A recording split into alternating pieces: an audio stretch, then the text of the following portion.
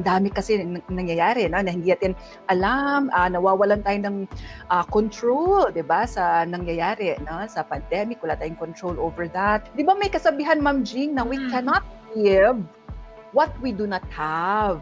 So kung tayo din, no, kailangan healthy tayo, physically, emotionally, psychologically, mentally, para mas marami tayong naaalagaan. Ay, huwag matakot sa salitang stress. Ang atin pong bisita ay eksperto pagdating sa mental health, mental wellness, na talaga namang napakahalaga po.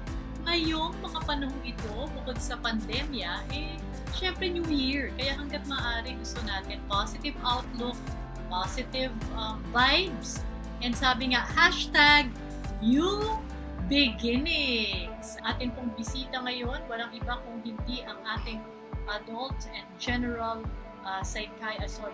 adult psychiatrist. Ayan, ang eksperto po pagdating sa usaping pangkaisipan. Tama ba yun? Sige nga, Doc, ano bang translation nun? Si Dr. Joan Rifarian.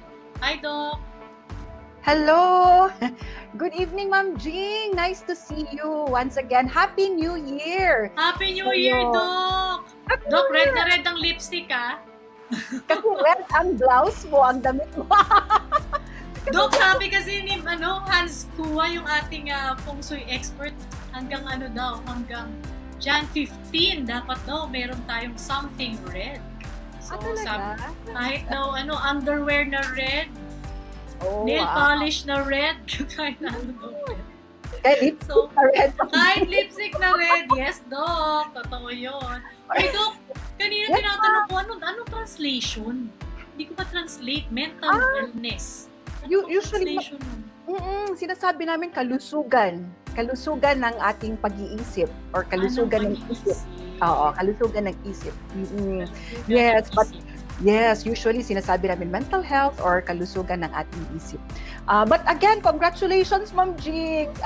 Really, congratulations sa new ninyo, pathok, di ba? Parent pathok. Tapos Doc, share ko po sa inyo yung ating column. So let me know pag may gusto po kayong pag meron kayong pitch na topic or meron po sa inyong mga inyong mga associations sa hospital, 'di ba? Sa veterans, kung meron po kayong gustong banggitin ng mga events, 'di ba, or mga advocacies natin. Magkakampi tayo diyan, Doc. Of course, let me know lang. Thank you for always being there. Lalo na nung nag-text ako for veterans, di ba, Ma'am Jing? Oh, Doc. Thank you very much. Thank you. Ano man ang mga maitutulong natin sa mga issue natin. Yes, thank you. And sa mga, of course, good evening po sa lahat ng mga nanonood tonight. Paano sila tinatawag, Ma'am Jing? Patalkers? Gano'n. Mga kasambuhay pa rin. Pwede pa rin. Kasambuhay. Ayan. Ikaw ay aming kasambuhay. Kasama sa buhay, Doc. Ikaw ay kasama namin sa journey, no? Ano ang toxic positivity? Meron ba nito? Paano yun mag-differentiate sa staying positive? Yeah, very good. I mean, very good question yan siya, Ma'am Jing. Kasi ang toxic positivity, ibig sabihin nito, yung parang sobrang positive, no? Yung pananaw natin sa lahat ng mga nangyayari, which can be, pwede po kasi siyang may negative na maidudulot. Kasi kung puro positive, hindi natin na-acknowledge na meron din po tayo mga pinagdaanan na sources of stress, na pwede, yung mga stressors po kasi natin na pinagdadaanan, lalo na itong time ng pandemic, huwag po tayong matakot. No? I mean, ang stress kasi, it's a part of life, and mas maganda po na we acknowledge. Kaya nakalagay sa screen po natin, Ma'am Jing, ang ganda. No? Kasi we really need to accept na may sa isang event, like itong pandemic, may positive, so hindi naman siya lahat positive, may mga negative din, syempre po, no? Nakasama yun. And tayo po, kailangan natin i-acknowledge and i-accept po na may mga bagay din po, no, na itong pandemic nagdudulot sa atin ng mga feelings of sadness, yung negative po, hindi lahat positive, but may mga negative po. Kasama din parang dito. Realistic ka, Doc. Realistic. So, Yun so actually, Dok, pwede palang oo. maging toxic, negative Yeah, ang pagiging positive, no? Kasi hindi na realistic yung yes. pananaw mo. So, may pagka-fake Opo. na yung pagiging positive mo. Opo, opo. Yes, tama yun, Ma'am Jean. Kaya kailangan, we need to acknowledge na meron pa rin. Meron pa rin pong mga the negative side of events. Pero doon po tayo nag-grow. Kasi doon tayo mas lumalakas. Doon tayo mas natututo in terms of kung ano ba yung mga skills natin, coping skills, problem-solving skills, and of course, mas natututo tayo kung paano natin, no, paano tayo mag-adapt or mag-adjust doon sa ating mga pinagdadaanan.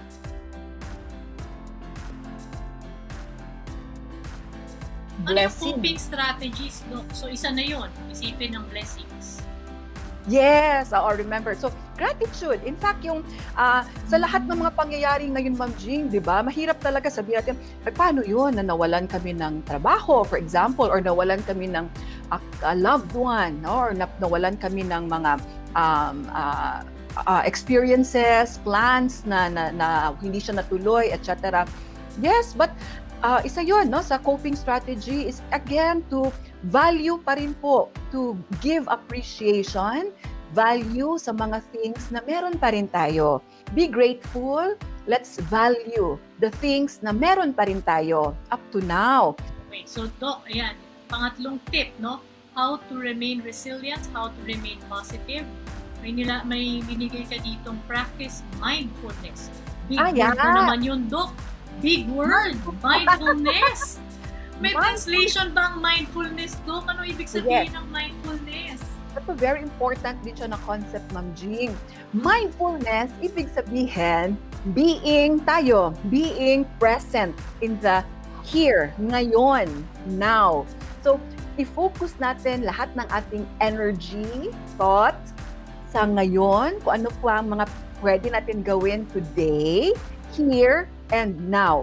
Meaning, Ma'am Jean, pag minsan kasi may mga those under my care, no? Parang ang always concerned lang, Doc, hindi kami nakakatulog sa gabi. Kasi paulit-ulit, very overwhelming, nag-overthink, overthink.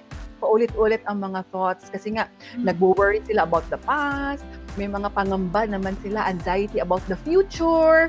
So, lagi, ang mindfulness, it tells us na kailangan focus tayo sa anong meron ngayon, today, here, and now.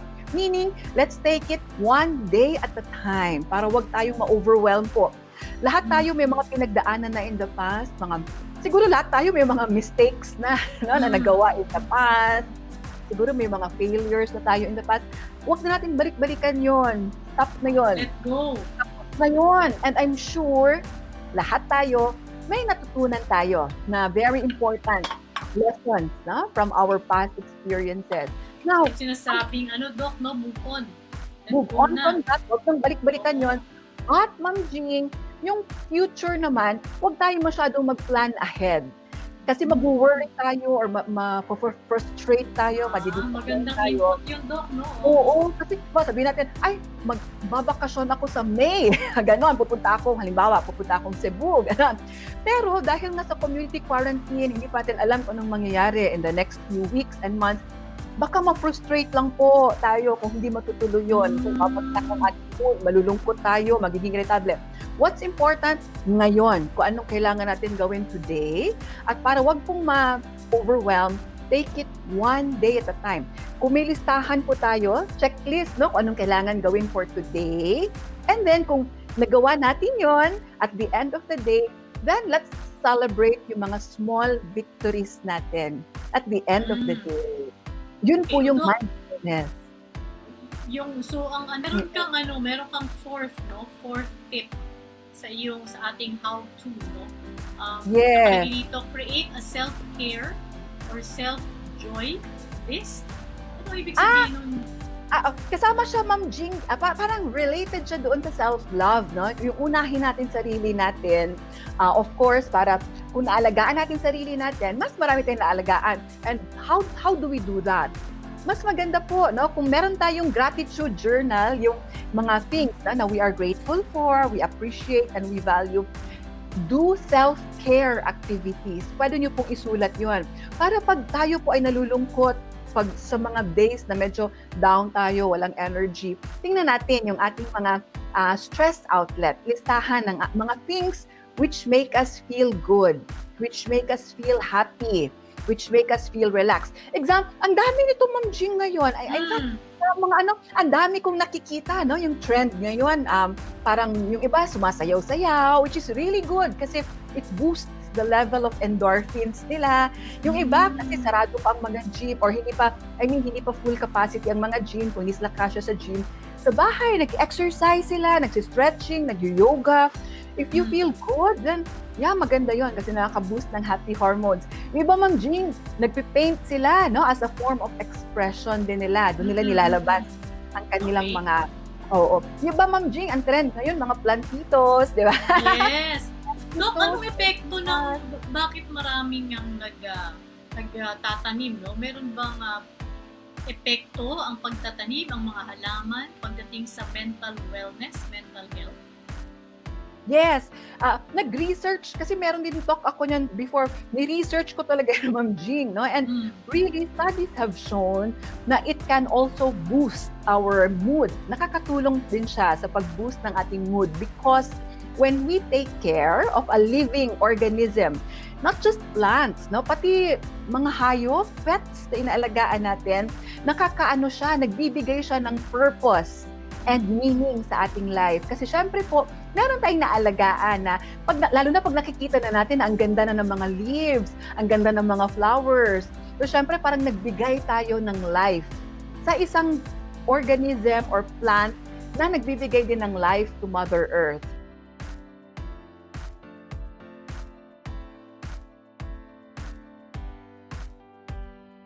Dok, bakit sa dinami-dami ng mga payo, no?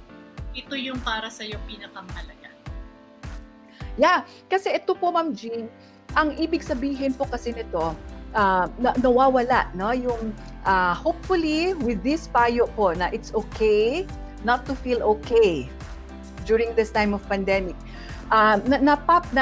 Nare-remind tayo na tayo ay tao lang, no? Na marami tayong emotions, sari-saring emotions. And pag nakaka-feel tayo ng sadness, lungkot, anger, etc., hindi po ang ibig sabihin nito na weak tayo. So wag pong ganun. Wag natin pong isipin na tayo ay weak or hopeless na ang ating future. Hindi po. Kaya wag po talaga tayong mawala ng pag-asa. Kasi again, matatapos din po ito. Hindi natin alam kung kailan, but definitely it's a process, it's a journey. And during this journey po, marami tayong growth na mangyayari. Yung growth, meaning marami tayong matutunan about ourselves. Na ang lakas pala natin, no? Marami tayong inherent na strength, malakas tayo, at kaya natin bumangon. From all of these ngayon, mga pinagdadaanan natin, kayang bumangon. Basta tulong-tulong. Kaya always, Ma'am Jing, walang iwanan, di ba? Walang iwanan. At mga kasambuhay, walang iwanan po. Again, huwag po tayong mawala ng pag-asa. Let's remain hopeful. Matatapos din po ito and definitely lahat tayo, we will come out as stronger and better individuals pag matapos na ito. At saka ang gusto ko, Dok, pag in-interview kita, naka-hyper talaga ako.